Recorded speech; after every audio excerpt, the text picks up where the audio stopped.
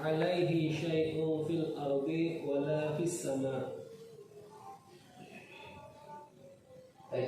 Bismillahirrahmanirrahim. Assalamualaikum warahmatullahi wabarakatuh.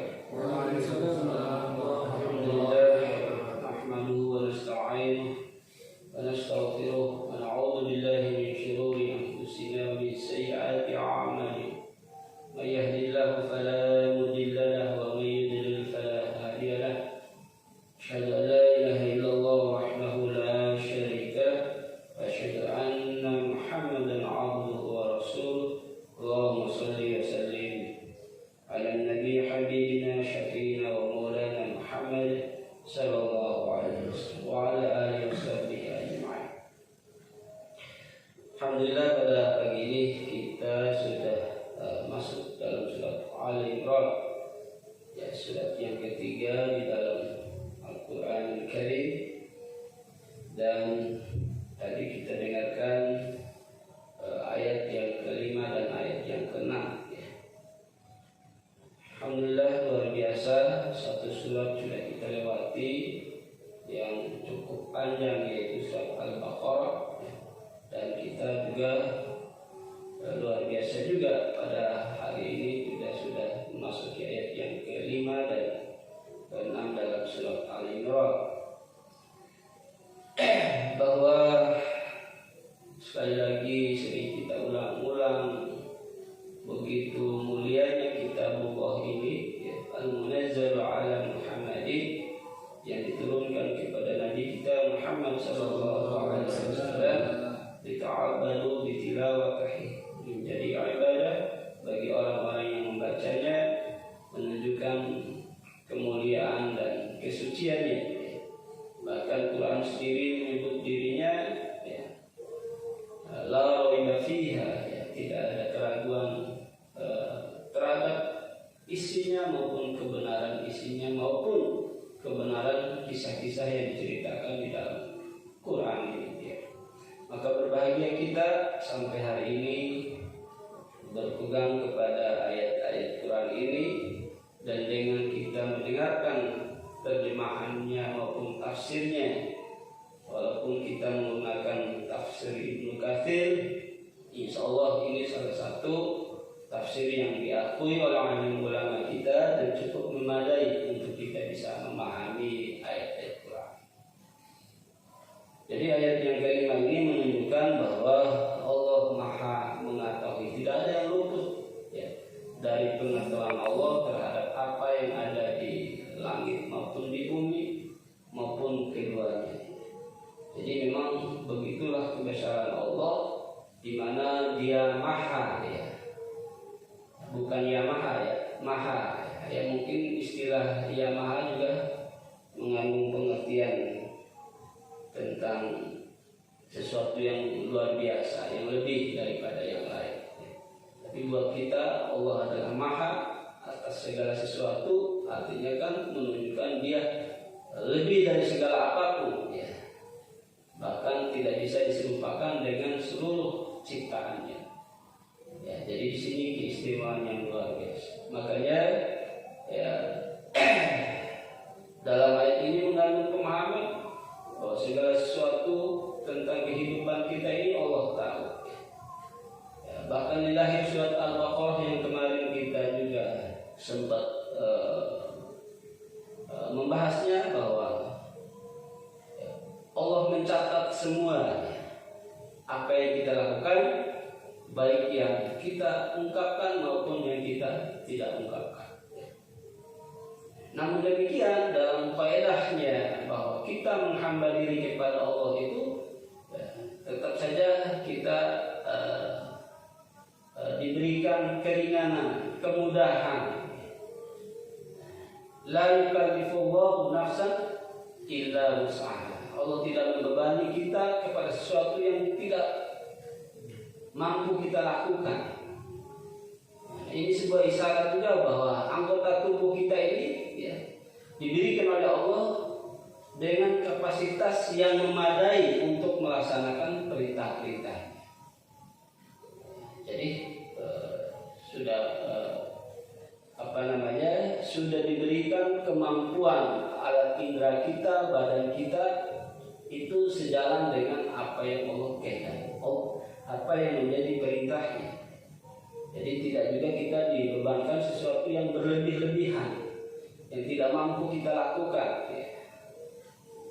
Ya, artinya kalau kita ingin menjadi seorang pendaki gunung, kita ingin betul benar-benar mampu sampai ke puncaknya.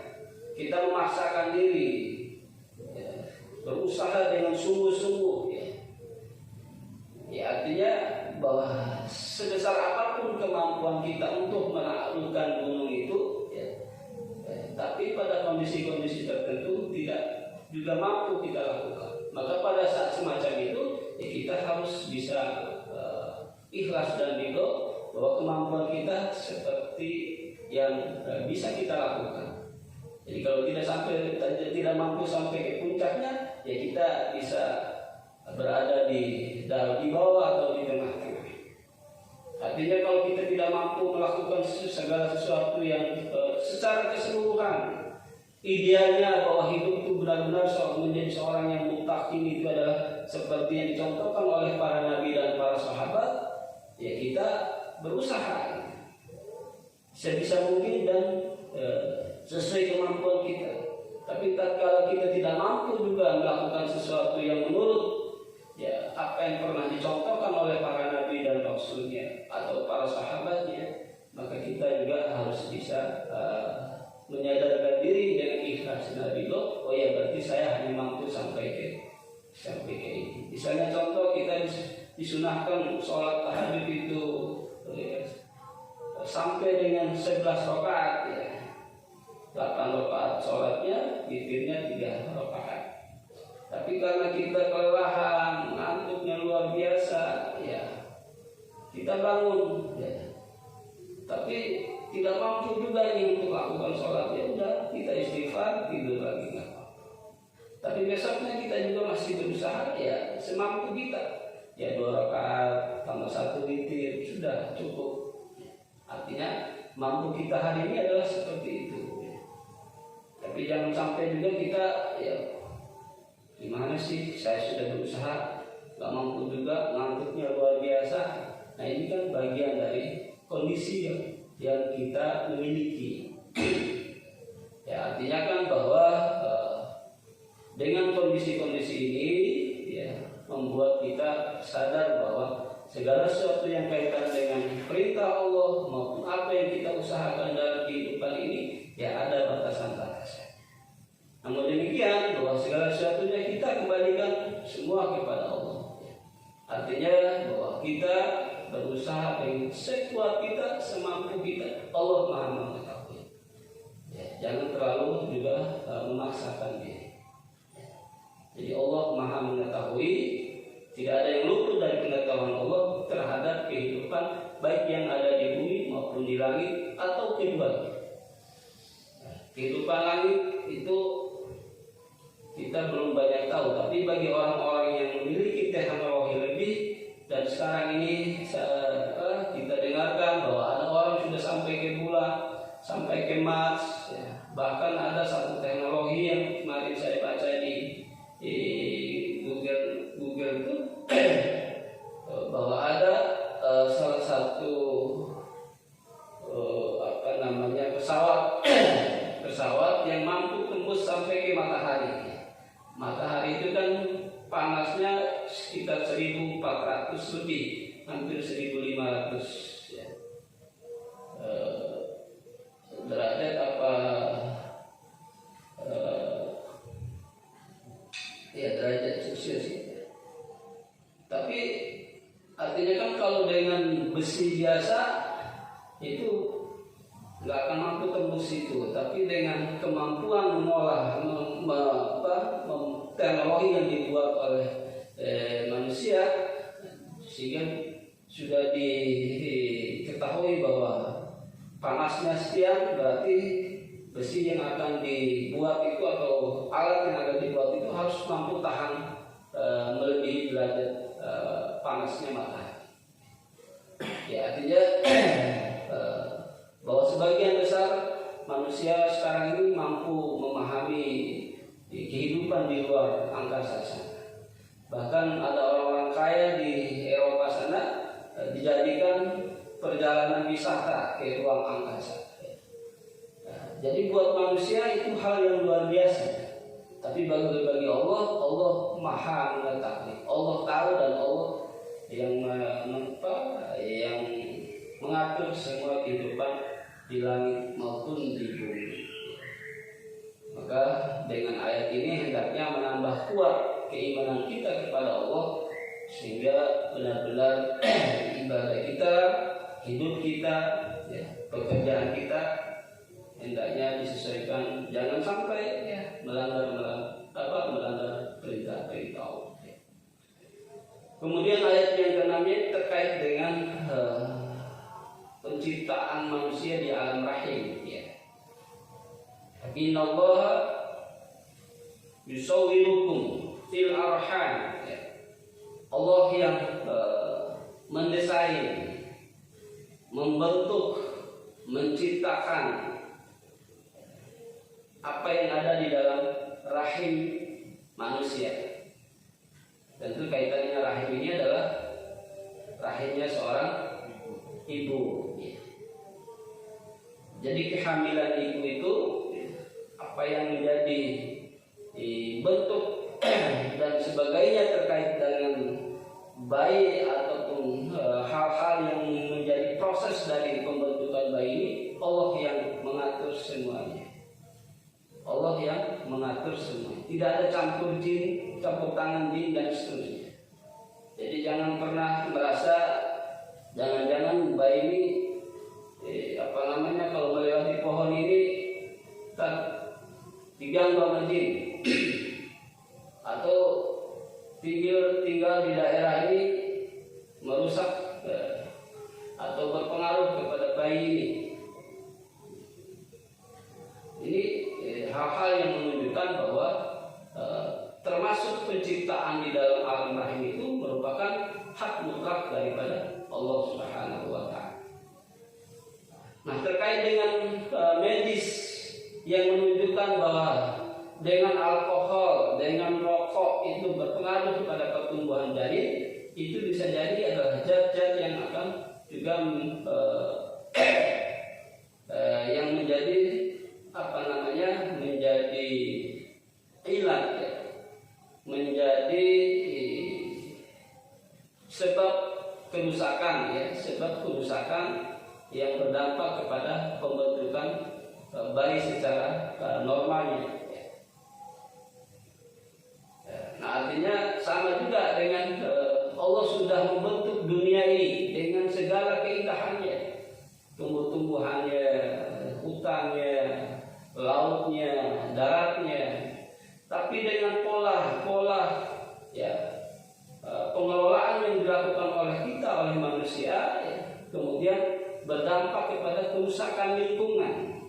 Nah, kerusakan lingkungan ini bukan karena Allah tidak membenahi atau tidak membentuk itu secara baik, tapi karena perbuatan manusia disebabkan oleh tangan-tangan manusia, maka rusaklah lingkungan itu, rusaklah alam itu. Terjadi ketidakseimbangan alam itu akibat perbuatan manusia. Contoh, biasanya daerah itu tidak pernah kebanjiran karena lingkungannya bagus, asri, hijau, banyak tumbuh-tumbuhannya, kemudian alamnya juga dikelola dengan baik. Itu insya Allah semuanya seimbang.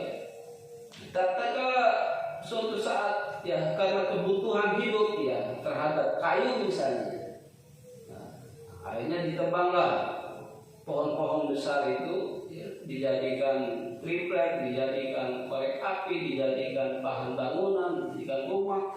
Itu kan karena kebutuhan. Tapi kalau kebutuhan itu sekedar kebutuhan buat untuk kehidupan sehari-hari secara normal, insya Allah tidak terlalu banyak pengaruh. Tapi kalau sudah kebutuhannya itu privatisasi misalnya, atau karena pabrik misalnya, itu pasti melebihi kadar-kadar yang atau ketentuan atau kebiasaan yang ada di situ. Terjadilah kemunduran hutan, pohon-pohon jadi tidak lagi seimbang alamnya. Nah itu akhirnya menjadi kebanjiran. Misalnya hutan lindung dijadikan lahan penanaman jagung, itu juga karena kebutuhan atau pengolahan sawit. Nah itu kan berubah ya, alam di situ. Makanya di situ juga berpengaruh kepada lingkungan dan berdampak kepada kerusakan. Sama dengan bayi juga ya. Standarnya seorang bayi itu, seorang ibu yang hamil dalam kondisi normal dan baik, insya Allah anaknya juga sehat ya. Lalu pertanyaannya, kenapa bayi itu lahir kadang tidak sempurna badannya? Nah, ini juga pertanyaan, bisa dibuktikan secara medis. Pasti ada riwayat yang diperbuat oleh kedua orang tuanya. Misalnya cacat badannya, kemudian kita lihat juga ada yang lahir dalam kondisi kepalanya besar atau kakinya kecil sebelah. Nah ini pasti ada proses yang tidak secara syar'i diperbolehkan. Misalnya contoh dalam menggauli istri, ini maaf ini karena ini menyangkut alam rahim, pembentukan, jadi ada sedikit menyinggung masalah hubungan suami istri. Islam mengharamkan menggauli istri dalam keadaan haid, dalam keadaan nifas, tidak boleh. Tapi karena ketidakpahamannya, karena ketidaktahuannya, akhirnya terjadilah proses itu. Istri lagi haid digauli, istri lagi nifas digauli. Nah di sini kalau sampai terjadi proses kehamilan, ya, pembuahan ya antara sperma maupun ovum itu terjadi pembuahan dalam kondisi ya istri lagi haid, maka tidak murni pembuahan itu dari sperma laki-laki maupun ovumnya ibu. Kenapa? Ada campuran darahnya. Nah, campuran darah inilah yang menyebabkan si pembentukan anak itu tidak normal. Nah, ini bisa dibuktikan secara medis. Makanya jangan sampai, nah ini kan harus dipahami juga oleh kita orang beriman bahwa pembentukan alam rahim itu memang betul Allah yang menentukan semuanya. Tapi dalam kondisi-kondisi syar'inya menggauli proses hubungan suami istri juga harus diperhatikan. Jadi tidak mungkin sampai pada kalimat ucapan manusia itu, kenapa sih anak saya kok jadi nggak normal gitu. Akhirnya menimbulkan malu keluarga karena anaknya cacat. Padahal itu tadi proses kehamilannya tidak sesuai dengan perintah atau hukum Allah. Dan yusawwirukum di sini ya, Allah membentuk di dalam alam rahim. Kaifa yasha. Artinya sekehendak Allah, sekemauan Dia. Jadi kalaupun kita mengharapkan anak kita seperti ya dalam kelakarnya seperti Ronaldo atau Messi misalnya, ya boleh-boleh saja gitu. Tapi kan itu sebatas kehendak kita. Tapi tidak bisa direkayasa seperti itu karena Allah yang punya kemampuan untuk merekayasa itu. Maka Allah menciptakan kita pasti berbeda-beda. Bayangkan miliaran manusia yang hidup di dunia ini, semua tidak ada yang plotnya sama gitu. Ya walau kita lahir di rahim yang sama, pasti ada perbedaannya gitu. Itu luar biasa. Ya. Kalau kita yang membentuk sesuatu, pasti ada keterbatasannya gitu. Bayangkan kita mau bikin boneka nih, mau menyerupai ciptaan Allah gitu, bikin boneka supaya beda semuanya. Bagaimana tuh coba kemampuan yang luar biasa? Bayangkan oleh kita ya. Ada yang hitamnya juga banyak lagi macamnya gitu. Kalau kita lagi di sekitaran Ka'bah itu, lagi tawaf itu, dari berbagai tipe manusia ngumpul di situ, luar biasa gitu. Jadi benar-benar subhanallah gitu.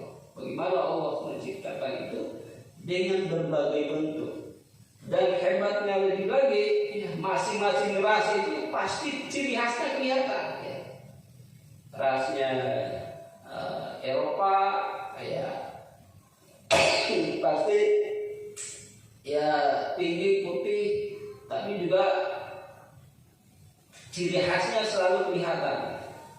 Rasnya Asia, ya nggak terlalu tinggi, nggak terlalu pendek juga, ya warnanya juga berbeda. Rasnya Afrika, wah luar biasa lagi itu. Rasnya Afrika. Buat kita di Indonesia hitam itu udah ya agak kurang disenangi lah gitu. Orang kalau kulitnya hitam. Tapi kalau di Afrika hitam makin bagus gitu. Hitam bersih. Gitu.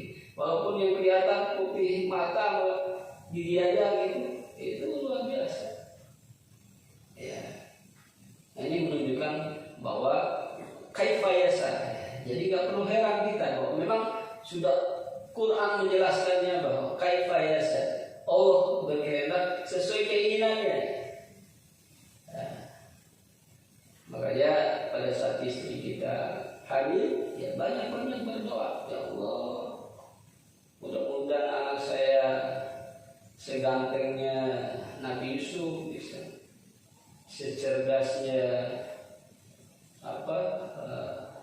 Nabi Yusuf atau mudanya seperti Nabi Isa. Ya kita kan juga tak pernah melihat para nabi itu, tapi dalam kisahnya adalah hamba-hamba Allah yang luar biasa. Ya.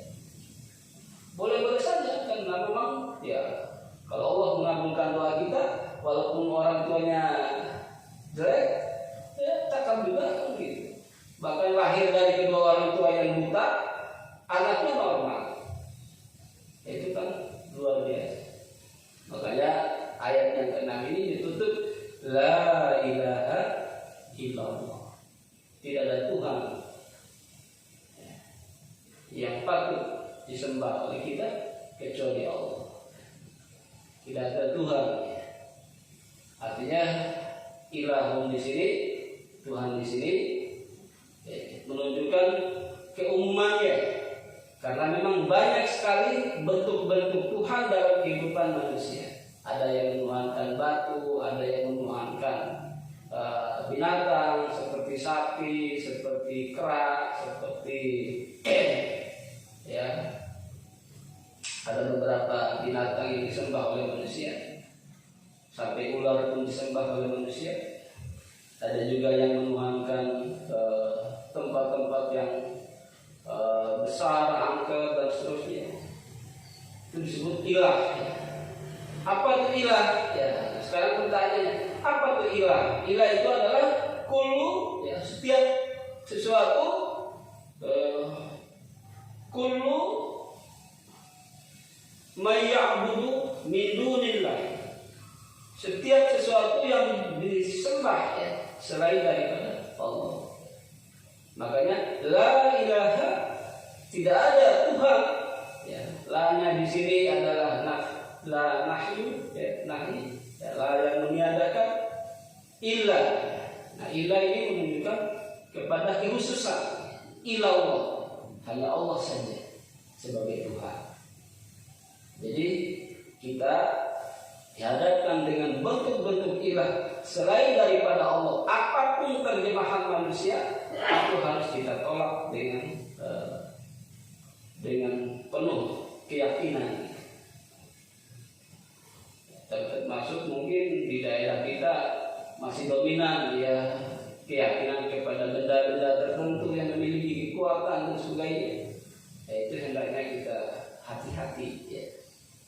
Karena keris saja bisa disembah oleh manusia. Karena kalau diisi keris itu dengan kodamnya, maka keris itu bisa diajak berbicara, bisa disuruh sesuai dengan kemauan kita ya. Karena yang menggerakkan keris itu adalah bukan malaikat tapi khodamnya.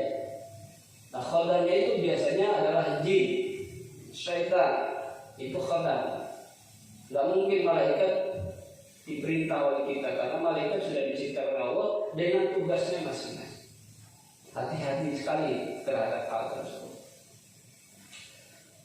karena menyangkut persekutuan dengan jin. Apalagi kalau persekutuan itu berdampak kepada musyrik kepada Allah, maka ini hal yang sangat luar biasa besarnya. Nah itu dua ayat yang luar biasa ini menambah pemahaman kita terhadap bagaimana Allah maha kuasanya, baik di langit maupun di bumi atau keduanya, bahkan sampai di alam rahim pun Allah yang mengatur semua. Maka bergantunglah kita kepada Allah. Tidak ada tempat untuk kita mengibadati ya. Jadi kalimat tauhid la ilaha illallah ini dalam perspektif akidah itu bisa ditakrif lagi. La ma'budatan illallah, la khaufan illallah, ya, la ta'atan illallah. Tidak ada yang diibadati, yang ditakuti, yang ditaati. La ma'budatan, tidak ada yang disembah illallah, kecuali Allah saja. Maka jangan pernah menyandarkan sesembahan dan ibadah kita di luar daripada Allah Subhanahu wa ta'ala. Dari hadis ini sedikit lebih banyak penjelasannya. Jadi hadis ini menggambarkan bahwa Rasul itu ibarat seorang yang menyalakan api ya. Kemudian banyak belalang dan kupu-kupu datang kepada api tersebut. Itu kalau kita bakar api di kebun kita gitu. Apinya besar, banyak belalang dan binatang-binatang datang bertebaran di situ. Jadi lampu aja kalau pas kita musim hujan itu banyak yang datang. Nah kita yang orang yang menyalakan api itu berusaha mencegah, karena tahu bahwa kalau sampai belalang masuk ke api pasti kebakar. Kupu-kupu mendekati api, ya jangankan masuk, panasnya aja sudah bikin dia mati. Nah ini menunjukkan bahwa Rasul itu seperti itu gitu. Jadi kenapa kok kupu-kupu dan belalang ini udah tahu bakal mati kok disamperin gitu? Manusia juga begitu, udah tahu bahwa perbuatannya itu merugikan dirinya, tapi tetap aja berbondong-bondong manusia datang ke situ. Nah, itu kan gambaran yang luar biasa, sebuah gambaran yang pendekatan pemikirannya itu sangat mengena kepada kita sekarang ini.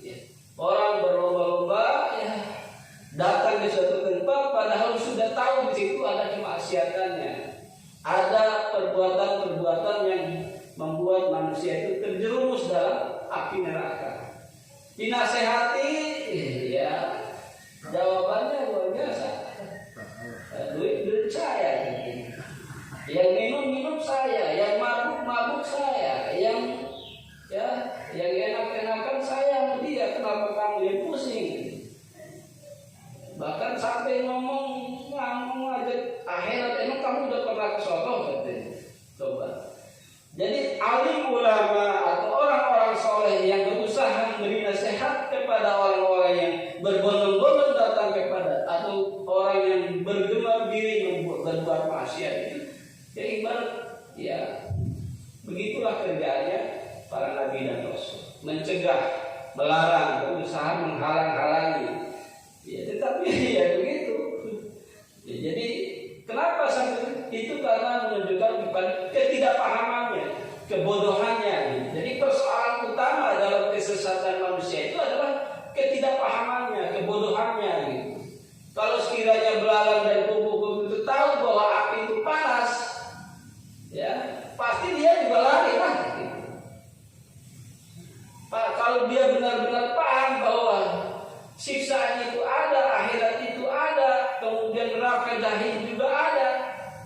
pasti mereka akan lari dari sini.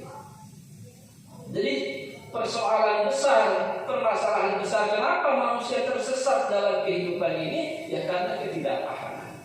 Kalau sekiranya sholat sunnah 2 rakaat sebelum subuh itu nilainya lebih besar daripada dunia dan segala isinya, itu manusia pasti berbondong-bondong untuk melakukannya.